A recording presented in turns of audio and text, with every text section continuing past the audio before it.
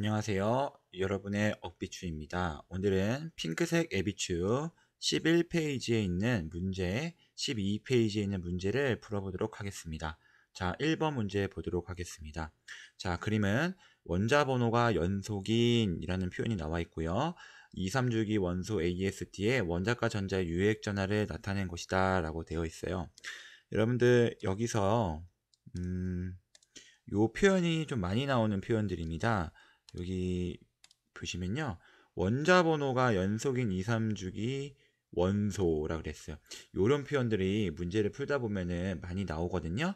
요런 표현들이 나왔을 때는 여러분들 문제 푸실 때 그냥 해당 원소를 적어주면 이해하기가 편해요. 그래서 우리가 사실 여기 나와 있는 뭐 2주기 원소랑 3주기 원소 적는 거 그렇게 뭐 시간이 오래 걸리지 않거든요. 그래서 요 원소의 주기적 성질 문제를 풀 때는요, 이왕이면 2주기와 3주기 원소를 써주시고 문제를 접근하면 훨씬 편합니다. 그래서 뭐 리배, 붕탄, 질산, 뭐 풀내, 그 다음에 남아, 알규, 인황, 염화 이런 식으로 써주시면은 문제를 접근할 때 우리가 실수를 좀 줄일 수가 있어요. 자, 문제에서 봤더니 원자 번호가 연속인 2에서 3주기의 유액 전하가 나와 있는데요. 보시면 A, B, C로 갈수록 유액 전하가 증가하다가 D일 때 유액 전하가 감소하죠? 근데 이 유액 전하가 왜 감소할까요? 여기서는 우리가 생각해 볼 수 있는 것은 전자 껍질 수가 증가하게 되면 유액 전하가 감소한다라는 것을 우리가 앞 시간에 배웠습니다. 그러면 우리가 여기서 의심해 볼 수 있는 것은 요거를 의심해 보실 수가 있는 거예요. 어떻게 돼 있다? 그러니까 요렇게 여기까지 원자 번호가 연속이지 않겠느냐. 그러니까 이 D인 부분에서 나트륨이 되니까 이런 식으로 유액 전하가 작아질 것이다 라는 거죠. 그러면 이때 A, B, C를 산소, 플로린, 네온으로 의심을 하면요, 오른쪽으로 갈수록 유액 전하가 커지므로 A, B, C와 같은 형태를 가지겠죠. 그래서 사실은 이 문제를 풀 때 가장 도움이 되는 부분은 바로 원자 번호가 연속이다라는 것이 가장 이 문제를 풀 때 도움이 많이 되는 겁니다. 자, A에서 D에 대한 설명으로 보기에서 옳은 걸 한번 찾아볼게요. 3주기 원소는 지금 현재 두 가지가 아니죠. 한 가지입니다. 한 가지고요. 자, 이온화 에너지는 A가 B보다 크다. 현재 지금 A가 산소고요. B가 플로린인데요. 자, 이온화 에너지는 당연히 오른쪽으로 갈수록 커지는 경향이 있죠? 오른쪽으로 갈수록 커지는 경향이 있는데 예외적으로 경향성에서 벗어나는 부분이 있어요. 바로 베릴륨에서 붕수로 갈 때와 그 다음에 질소에서 산소로 갈 때, 물론 아래 3주기 원소도 마찬가지입니다. 자, 이렇게 우리가 이온 에너지 경향성에서 벗어났는데요. 현재 산소와 플로린의 경우에는 이온 에너지 경향성에서 벗어나는 게 없습니다. 그래서 오른쪽으로 갈수록 유액 전화가 커지니까요. A가 B보다 크다라는 건 잘못된 얘기죠. B가 A보다 큰 거죠. 디귿.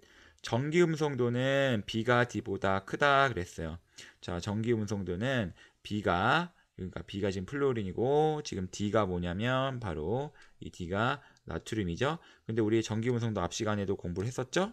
전기 음성도랑 이온화 에너지는 오른쪽 위로 갈수록 전기 음성도와 이온화 에너지는 높아지는 경향이 있다라는 거를 우리가 지난 시간에 공부를 했었던 것처럼, 그러므로 자, 이 F, B와 D 중에 오른쪽 상단에 있는 것은 당연히 B겠죠?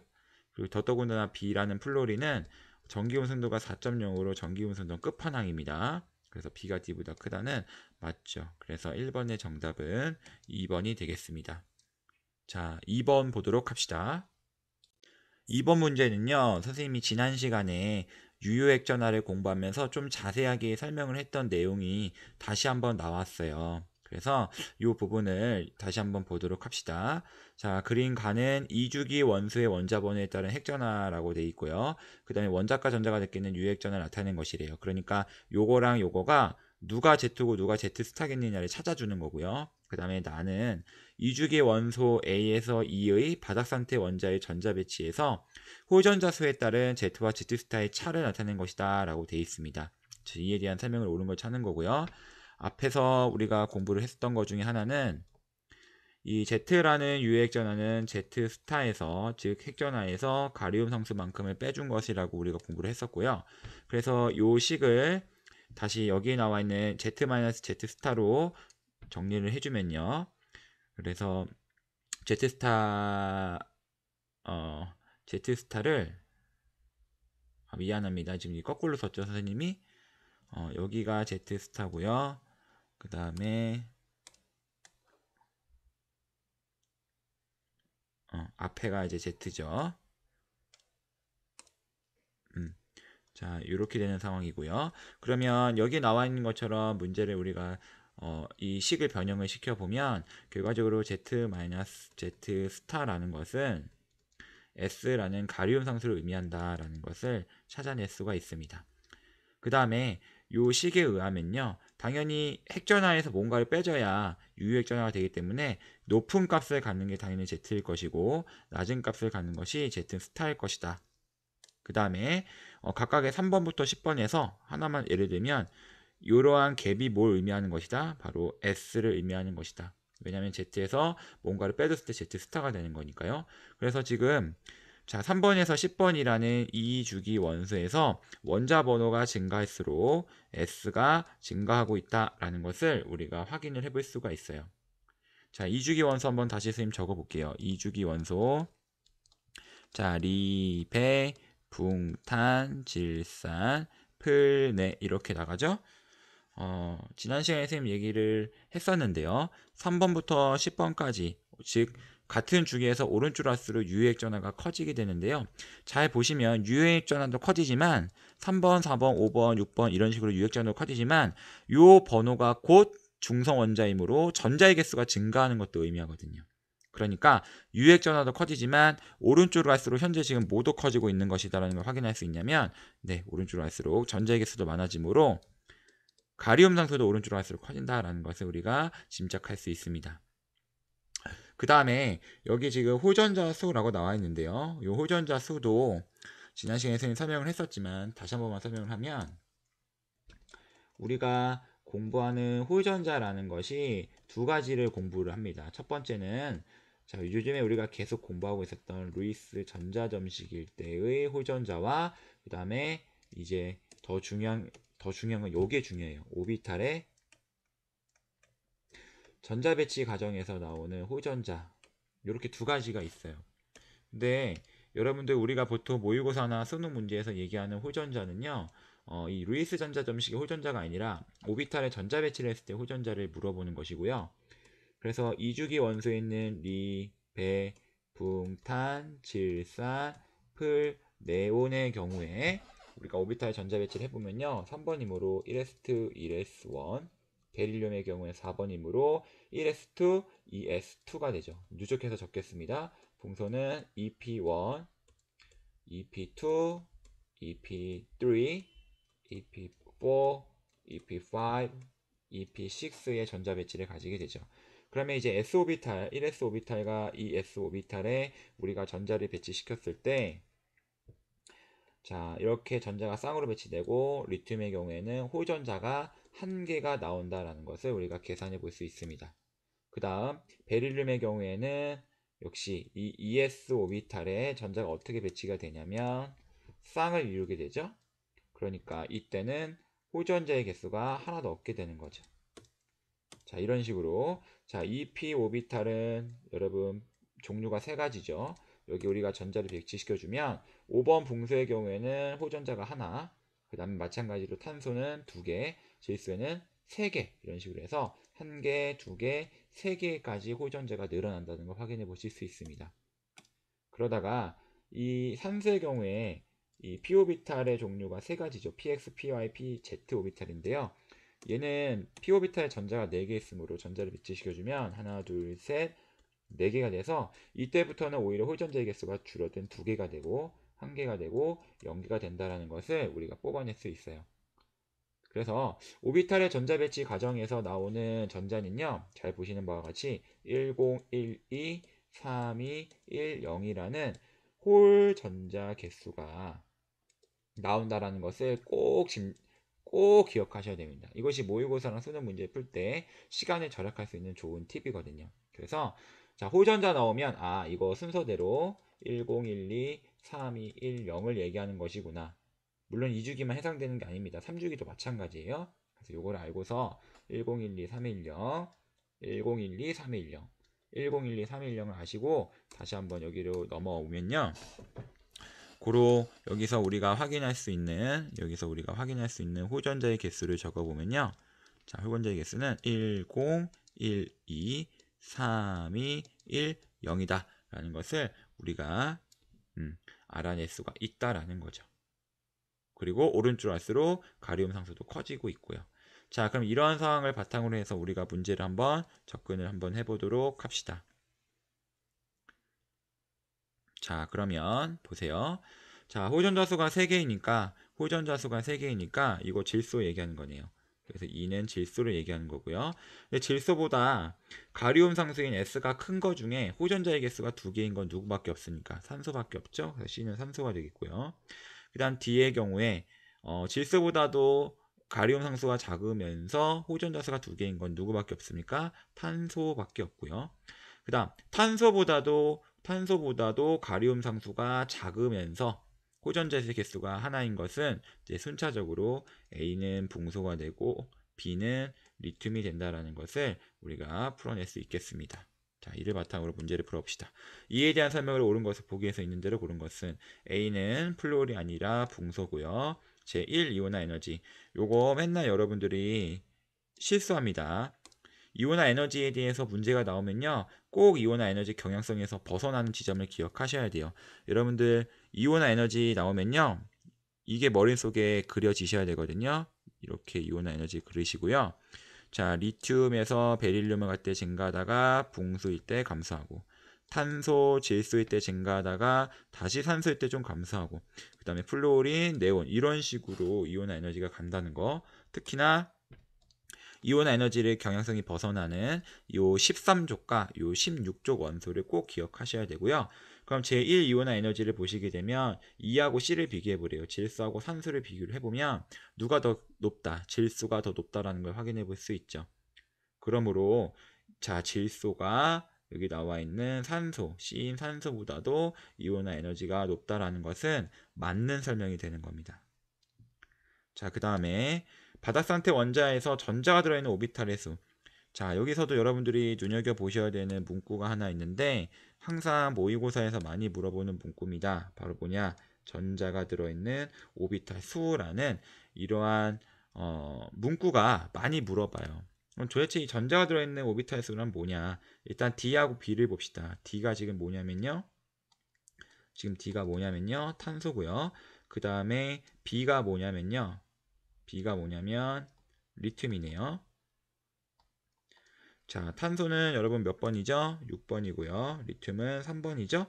자, 전자비치 보면 1s2, 2s2, 2p2고요. 3번 리튬의 경우에는 1s2, 2s1이 된다라는 걸 확인해 보실 수 있습니다. 그럼 이 상황에서 그럼 전자가 들어있는 오비탈수라는 건 뭐냐? 지금 1s 오비탈에 전자 들어가 있죠. 그죠? 그 다음에 2s 오비탈에도 전자가 들어가 있죠. 그죠? 그 다음에 2p 오비탈에 지금 전자가 들어가 있는데요. 잘 보시면 2p 오비탈의 종류가 우리가 몇 가지입니까? 3가지 아닙니까? 여기에 지금 전자가 이렇게 2개가 들어가 있는 경우인 거예요. 그러니까 요 탄소의 경우에는 전자가 들어있는 오비탈의 개수는 자, 여기 1s 오비탈 하나, 2s 오비탈 하나, 그 다음에 뭐 여기를 EPX라고 하고 얘를 EPY라고 하고 EPZ라고 한다면 EP 오비탈 중에서도 몇 개 들어간 겁니까? 2개가 들어간 거죠. 총 몇 개? 4개가 들어갔다는 것을 확인해 볼 수 있습니다. 자, 이런 거와 같이 여기도 보시면 리튬의 경우에 1s 오비탈, 2s 오비탈이란 2개를 전자가 채워졌기 때문에 고로 이 D가 B보다 2배라는 것을 확인해 볼 수 있습니다. 정답은 몇 번이냐면 5번이 되겠습니다.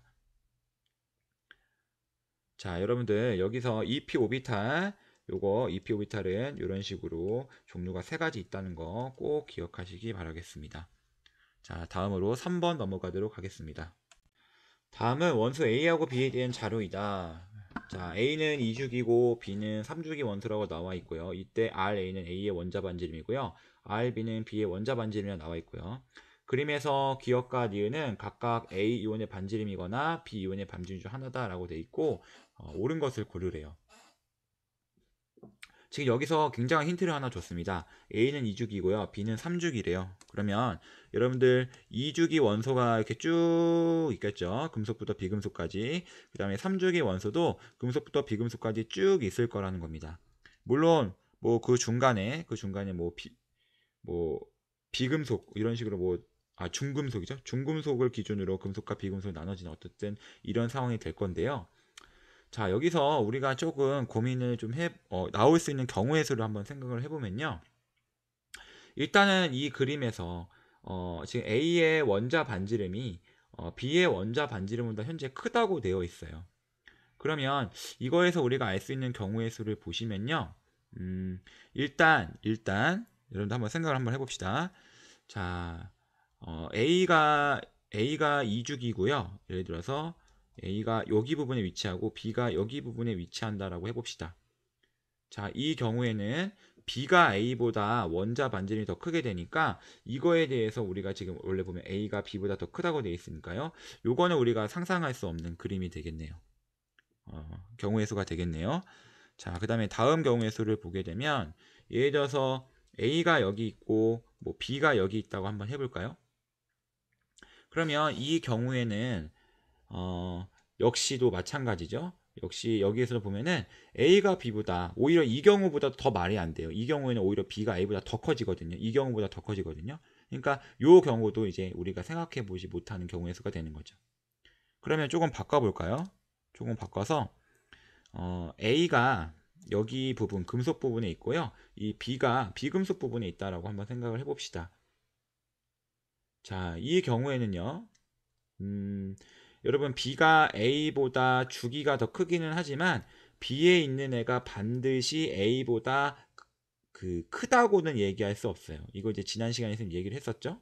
그러니까 지금 이 경우에는 A가 B보다 원자 반지름이 클 수도 있다는 거예요. 왜냐하면 앞에 있을수록 유액 전하가 작아서 원자 반지름이 크잖아요.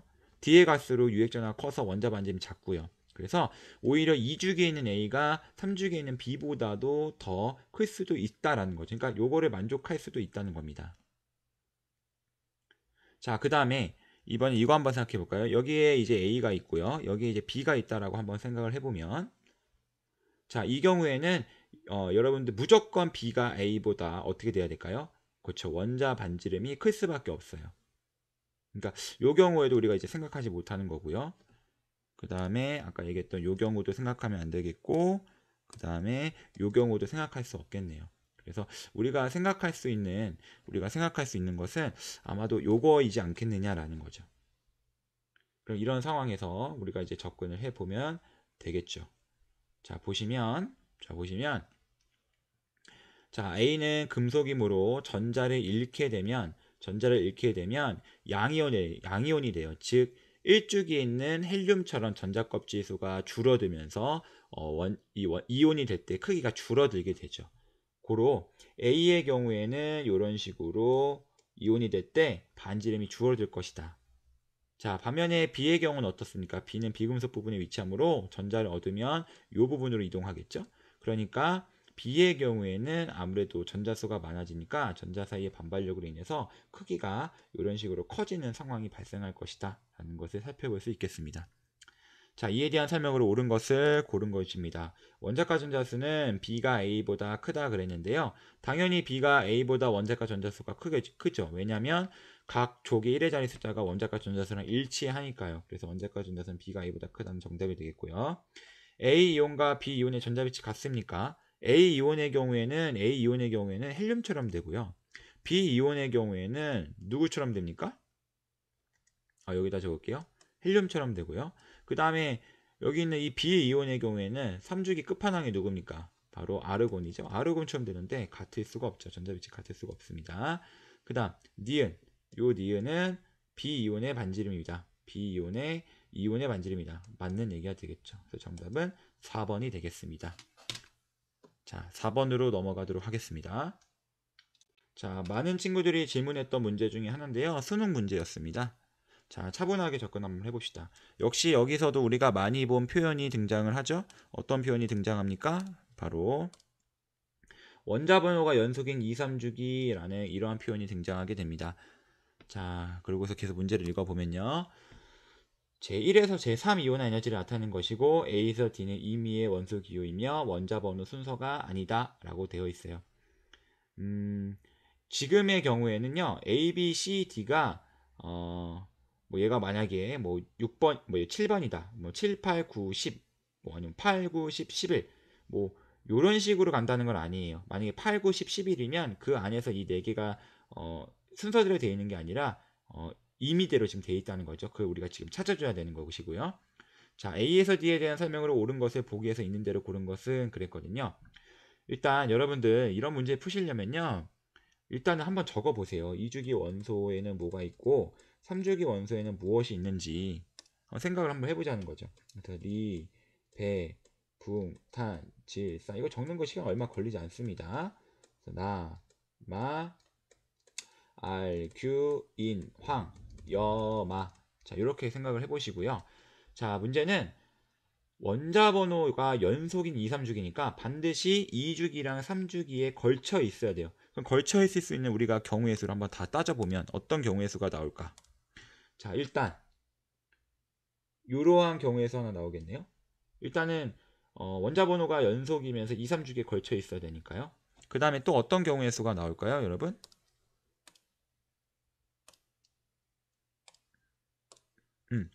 또 요렇게 걸치는 경우도 나올 수 있겠네요. 이번에는 플로린, 네온, 그 다음에 나트륨, 마그네슘 이렇게 걸치는 경우가 나올 것이고 그 다음에 이제 한 가지가 더 나오죠. 어떤 경우가 나오냐면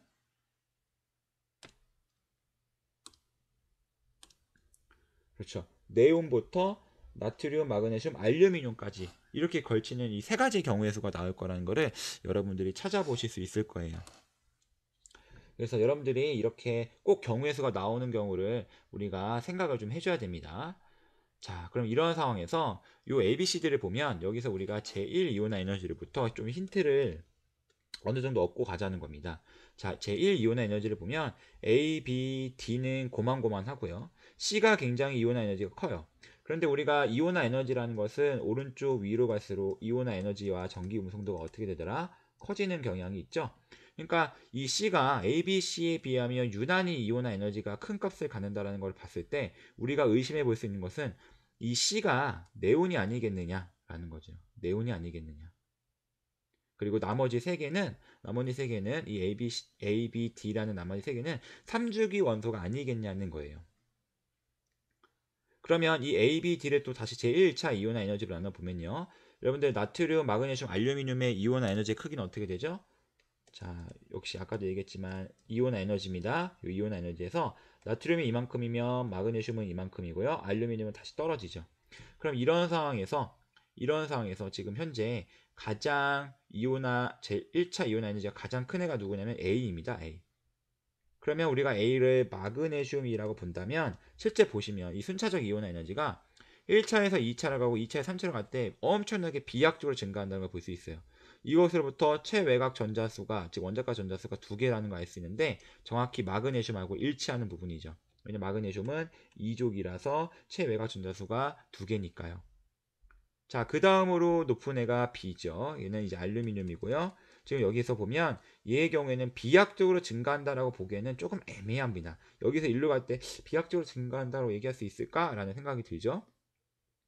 자, 그 다음에 마지막으로 이제 가장 보니까 이온화 에너지가 낮은 애가 누구로 나오냐 나트륨인데요. 나트륨이라고 의심을 해봤을 때, 자 보시면 비약적으로 1차에서 2차 이온화 에너지 갈 때 엄청나게 증가한다는 걸 봤을 때, 아 나트륨은 몇 쪽이구나, 1쪽 원소다라는 것을 확신을 얻을 수가 있죠. 그래서 우리가 이것을 통해서 A, B, C, D의 정체를 파악했습니다. 자, 그 다음에 여기서 좀 보셔야 될게요. 여러분들 이 마그네슘의 경우에 지금 2차 이온화 에너지의 값이 뭐라고 나와 있냐면 EA라고 나와 있어요. 그러면 이 EA라는 것이 뭐냐면요. 여러분 마그네슘이 있는데요. 마그네슘의 1차 이온화 에너지를 가해서, 물론 이거 기체 상태입니다. 기체 상태는 생략할게요. 자, 이렇게 전자를 이뤄서 전자 하나를 뱉어내고, 그 다음에 요 마그네슘 1가 양이온에 2차 이온화 에너지를 가해서 마그네슘이 2가 양이온이 될 때, 그때 가해주는 에너지가 2차 이온화 에너지인데요. 요때 EA가 뭘 의미하냐면 바로 요 E2가 바로 요 EA라는 거죠. 자, 이런 상황을 보시면 되겠습니다. 기억 봅시다. 원자 A가 옥텟 규칙을 만족하는 양이온이 되는데 필요한 에너지. 여러분, 원자 A가 옥텟 규칙을 만족하려면 얘 전자 몇 개 이뤄야 됩니까? 이 마그네슘은 전자 2개 이뤄야 되거든요. 2개. 그러니까 마그네슘이 있었으면 1차 이온화 에너지를 가해서 이렇게 만들어줘야 되고요. 2차 이온화 에너지를 가해서 이렇게 만들어줘야 돼요. 고로 여기가 1차 이온화 에너지를 가해줘야 되고 2차 이온화 에너지를 가해줘서 그러므로 이 1차와 2차를 더한 것만큼의 이온화 에너지를 가해 주어야만 우리가 원하는 옥텟 규칙을 만족하는 양이온이 되는 거죠. 그런데 지금 보면 E2가 EA란 말이에요. EA가 아니죠. EA에다가 뭔가 좀 더 더한 숫자가 있어야 된다는 거예요. 그래서 기억은 틀렸고요. 니은 원자과 전자가 느끼는 유액 전하는 원자 A가 D보다 크다. 자, A는 마그네슘이고 D는 나트륨입니다. 당연히 오른쪽에 있는 마그네슘이 나트륨보다 유액 전하가 어떻습니까? 더 크죠. 그러니까 A가 D보다 크다는 건 맞는 얘기가 되겠고요. 3주기 원소는 지금 봤던 것처럼 세 가지인 거 확인했습니다. 정답은 5번이 되겠습니다. 자, 뒷장 5번 문제 이어서 보도록 합시다. 그림은 원자 번호가 연속인 2주기. 다 여기 원자 번호가 연속인 2주기라는 이런 표현들 다 어디서 들어봤던 표현들이죠. 자, 원자 X에서 Z의 제1, 제2 이온화 에너지를 나타내는 것이고 원자 번호는 X, Y, Z이다. X보다는 Y가, Y보다는 Z가 크다라고 되어 있습니다. 자, 이렇게 나와 있고요. 이거 나오면 그냥 써주세요. 자, 리배, 붕탄, 질산, 풀네 되고 이온화 에너지 물어보게 되면 우리 1차 이온화 에너지 이거 얘기하는 거 알죠? 1차 이온화 에너지는 리배, 붕 좀 감소했다가 탄소, 질소 좀 감소했다가 풀네 이런 식으로 간다는 거를 여러분들 기본적으로 알고 계셔야 됩니다. 그런데 제1 이온화 에너지를 봤더니 X, Y, Z 순서로 지금 원자 번호가 결정이 되는데요. 어떻게 되냐면 이 값에서 커졌다가 다시 작아져요. 커졌다가 작아져. 자, 커졌다가 작아져. 자, 여기서 우리가 커졌다가 작아지는 구간을 한번 찾아볼까요? 커졌다가 작아지는 구간. 자, 커졌다가 작아지는 구간. 여기 찾을 수 있겠네요. 그 다음에 또 커졌다가 작아지는 구간. 요 부분 찾을 수 있겠네요. 정확하게 지금 요 부분하고 일치하는 부분을 찾아준 겁니다. 자, 그 다음에 이걸 통해서 이제 제2 이온화 에너지를 접근하셔야 되는데요. 여러분들 제2 이온화 에너지는요. 어렵게 생각할 필요 없습니다. 제1 이온화 에너지 다음이 제2 이온화 에너지잖아요. 그러니까 여기에 나와 있는 지금 선생님이 이 그림을 그렸던 이 부분이 제1차 이온화 에너지고요. 그럼 제2차 이온화 에너지는 이 상황에서 전자 하나만 더 제거하면 되니까 지금 여기에 나와 있는 이 상황에서 한 칸씩 땡긴다고 생각하시면 돼요. 한 칸씩 땡긴다. 그러니까 만약에 지금 우리가 얘기한 부분이 이거라면 만약에 이 CaO를 우리가 중심으로 보면요. 요 CaO의 제2차 이온화 에너지의 어떤 대수 관계는 어떤 식으로 될 거냐면 한 칸씩 땡기시면 돼요. 그러니까 우리가 이 CaO라는 것의 제2차 이온화 에너지의 형태는 이런 식으로 땡겨서 생각하시면 편해요. 그러면 어떻게 된다? 순차적으로 증가한다는 걸 확인해 보실 수 있을 겁니다. 이렇게 한 칸씩 땡기면 됩니다. 그러면 여기 나오는 리튬, 베릴륨, 붕소는 우리가 어떻게 한 칸씩 땡기면 됩니까? 네, 여기에 베릴륨이 있고요. 여기에 붕소가 있고요. 자, 그 다음에 한 칸씩 리튬의 경우에 한 칸 땡기면 어디로 가게 돼요? 그렇죠. 헬륨 쪽으로 가게 되죠. 헬륨 쪽. 그러니까 이 한 칸씩 땡겨서 생각하게 되면은 자, 이 리튬이라는 것은 아예 1주기로서 전자 껍질 수가 줄어드니까요. 자, 이 경우에는 이온화 에너지가 매우 클 거고요. 자, 이게 이온화 에너지인데요. 매우 클 것이고 그 다음에 이 베릴륨과 붕소는 리튬과 베릴륨처럼 이런 식의 형태의 이온화 에너지 대소 크기를 가질 것이다라는 것을 확인해 볼 수 있는 거죠.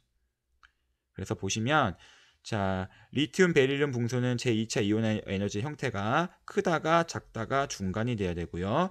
만약에 CNO의 경우에는 어떻게 되냐면 점점 높아지는 형태의 2차 이온화 에너지 그래프를 가질 것이다. 그런데 여기서 제2차 이온화 에너지는 점점 높아지죠.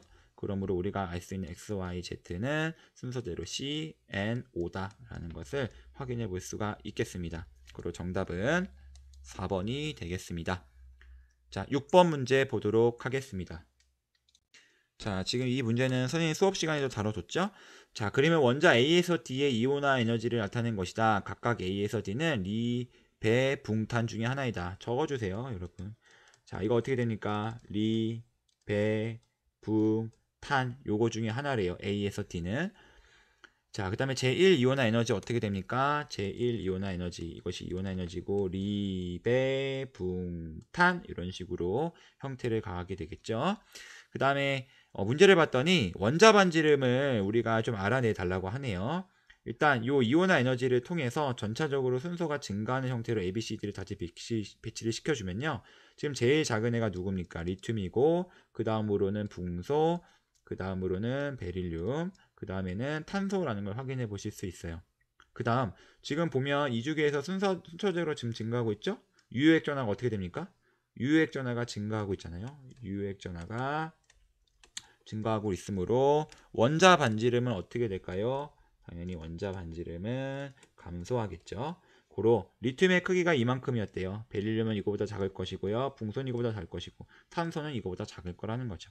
그럼 여기 나와 있는 리튬, 붕소, 베릴륨, 탄소의 원자의 크기를 여기다 다시 그림을 그려보면 리튬이 가장 클 것이요. 그 다음에 베릴륨이 그 다음이요.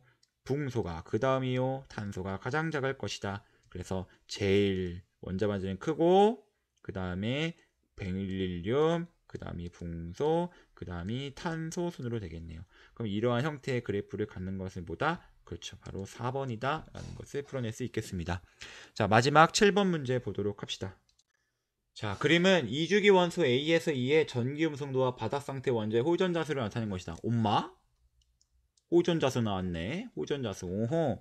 묻지도 말고 따지지도 말고 지금 현재 2주기 원소에서 리베, 붕, 탄, 질, 산, 풀, 네를 갈 때 묻지도 말고 따지지도 말고 호전자의 개수 외웠죠. 10, 12, 32, 1 어떻게 된다? 0. 요거.